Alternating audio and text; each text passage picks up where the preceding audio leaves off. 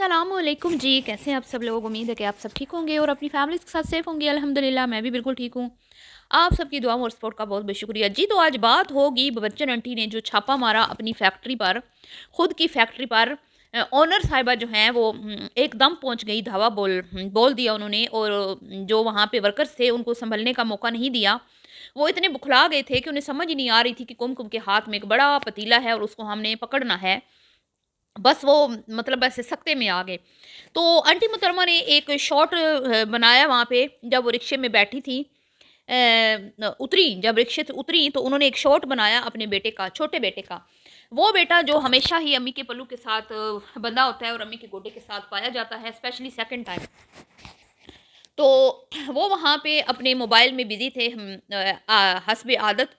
घर में होते हैं तो वो अपने बेड पे पाए जाते हैं एलसीडी के सामने, जहाँ पे वो बिग बॉस, स्टार प्लस, जी पता नहीं क्या-क्या, कौन-कौन सी शो जो चल उनकी फ़ेवरेट्स हैं वो देखते हैं।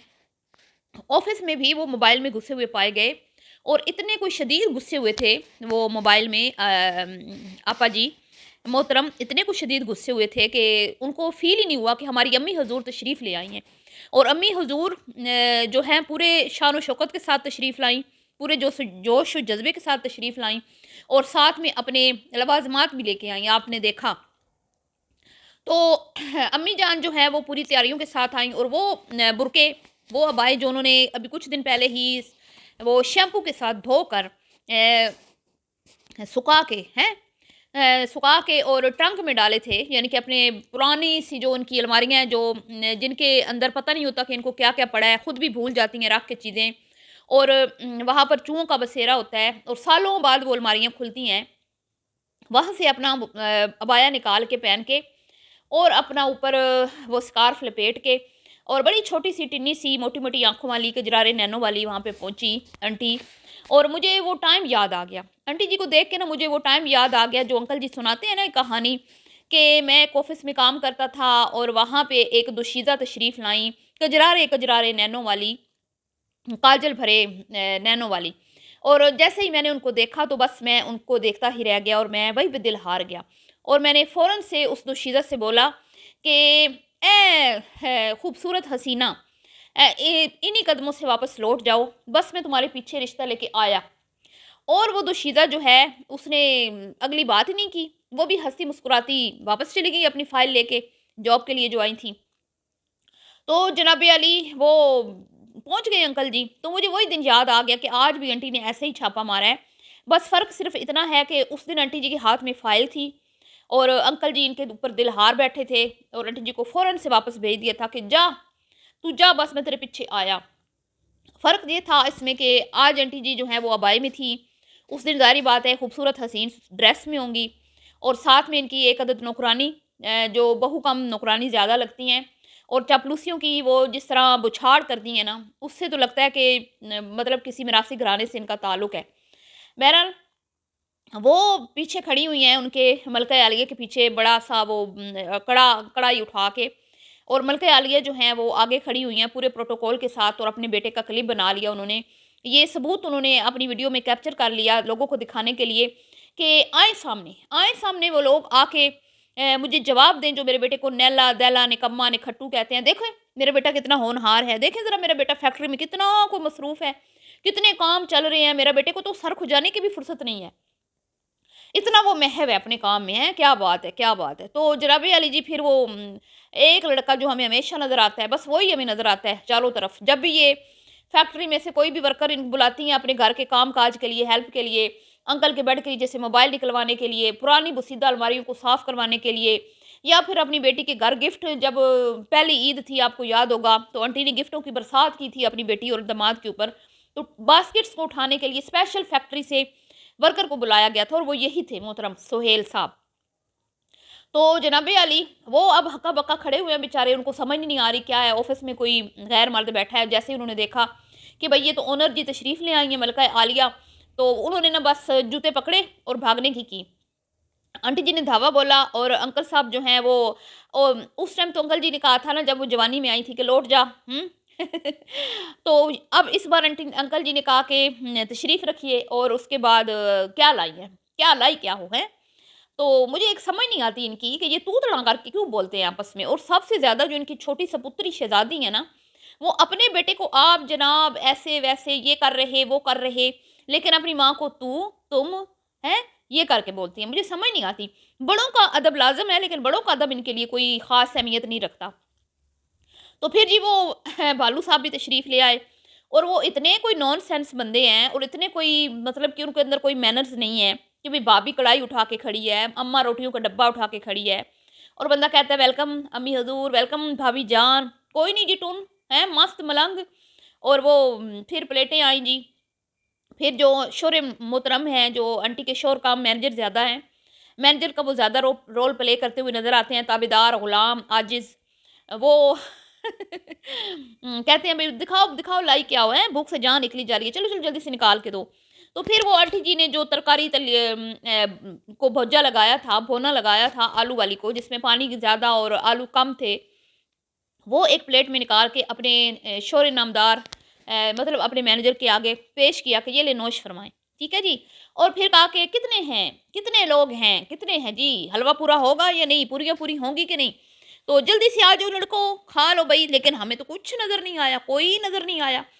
और जी, आंटी जी ने अपने हस्बैंड का मैनेजर जो हैं उनका ऑफ़िस दिखाया, अपने छोटे शहज़ादे भालू मियाँ का ऑफ़िस दिखाया, लेकिन ना तो बड़े बेटे का नाम लिया, ना ही बड़े बेटे के ऑफ़िस का ज़िक्र किया, और ना ही ये बताना मुनासिब समझा कि बड़ा बेटा जो है वो इस वक़्त ऑफ़िस में क्यों नहीं है?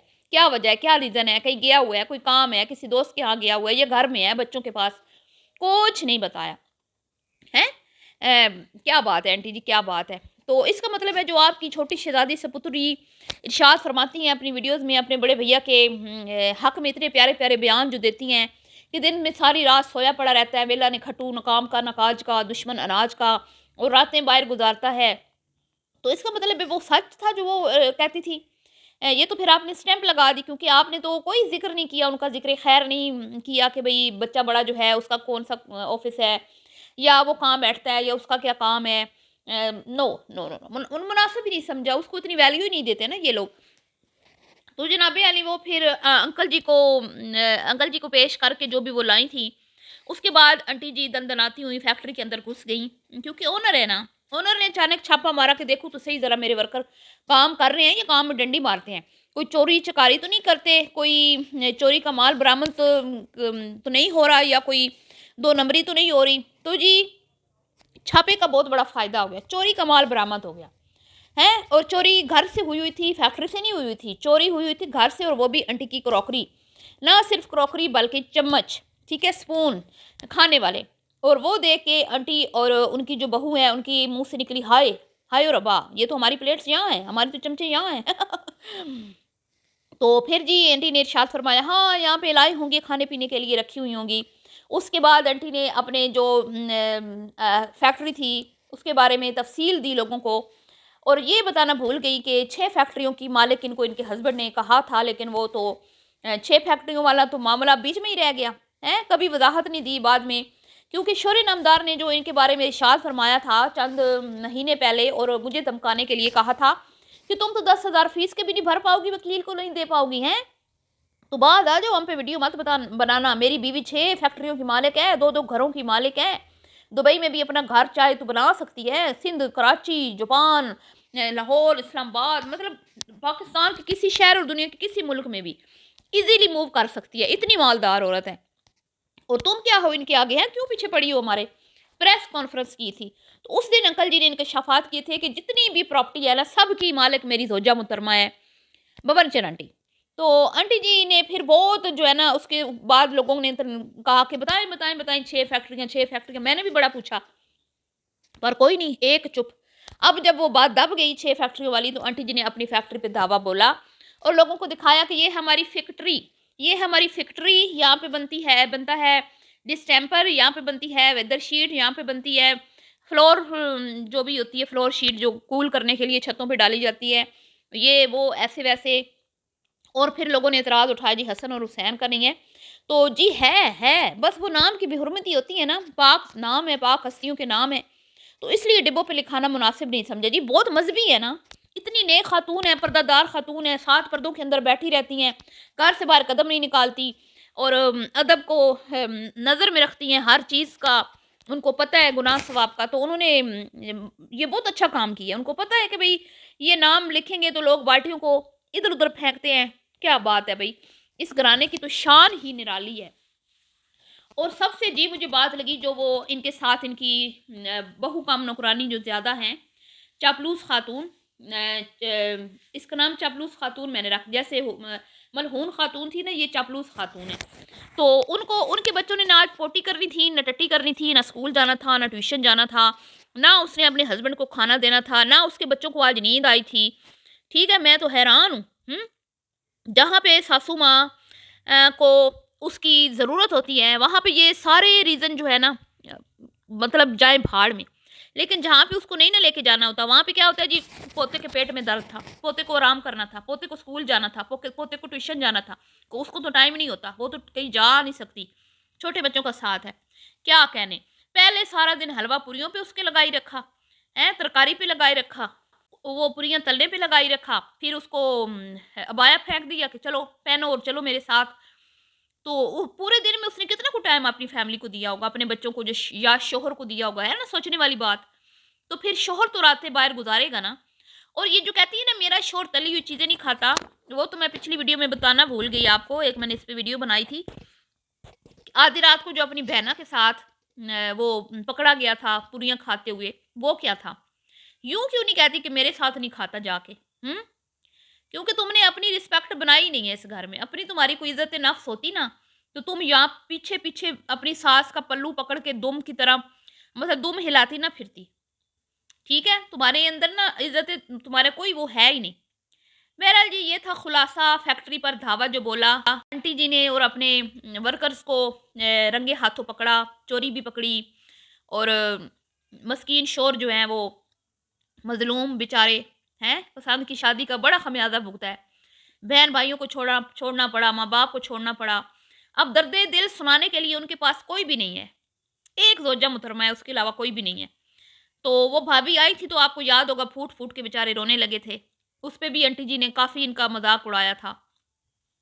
तो बस फिर इंसान अपनी गलतियों की वज़ह से ही वो कहते हैं ना, कुछ रिश्तों को खो देता है। जो कीमती रिश्ते होते हैं, बहुत प्यारे रिश्ते होते हैं।